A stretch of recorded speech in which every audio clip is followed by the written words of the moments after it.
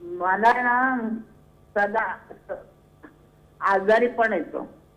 बर, तुमचं वय सांगा मला किती आता? 69.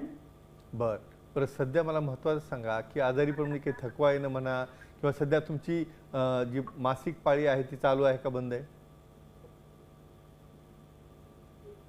किंवा नेहमी आजारीपणा तुम्हाला असतो, बरोबर आहे? ठीक आहे, सांगूया. बरेचदा काय असतं की ह्यांना नेहमी आजारीपणा असणं, वीकनेस असणं. एक तुम्हाला महत्त्वाची कंप्लेंट सांगतो. माझ्याकडं ज्या फिमेल्स बऱ्याचदा येतात, सर माझं सीझर झालं, त्यावेळेस माझ्या पाठीमध्ये एक इंजेक्शन दिलं आणि ते इंजेक्शन दिल्यापासनं माझी कंबर दुखते. हे कॉमन स्टेटमेंट आहे. हां, आता यांनी नुसतं एक वाक्य बोलून सोडलं तरी ह्यांचं स्वागत, अभिनंदन, कौतुक का? कारण यामध्ये त्या सहभागी झाल्या आणि त्यामुळे बाकीच्या भगिनी सहभागी होतात. सांगूया आपण. आपलं शारीरिक स्वास्थ्य आहे, मानसिक स्वास्थ्य आहे, त्याचबरोबर तुमचं एकमेकाचं पर्सनल लाईफ देखील आहे. ह्या गोष्टी अतिशय महत्त्वाच्या आहेत.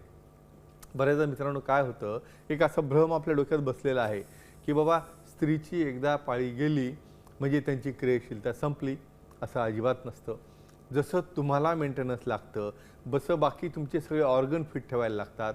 त्यासाठी जरी तुमची पाळी गेली, जरी त्या ठिकाणी वय झालं, तरी तज्ज्ञांना भेटून जे हार्मोनल थेरपी आहे, अशा प्रकारच्या काही प्रकारच्या त्यांना सप्लिमेंटरी थेरपी आहे, ह्या सर्व अवेलेबल असतात. आणि तज्ज्ञांना भेटल्यानंतर, सेक्सॉलॉजी, सिरोलॉजी सेंटरला भेटल्यानंतर नक्कीच तुम्ही त्यावर विलास करू शकता.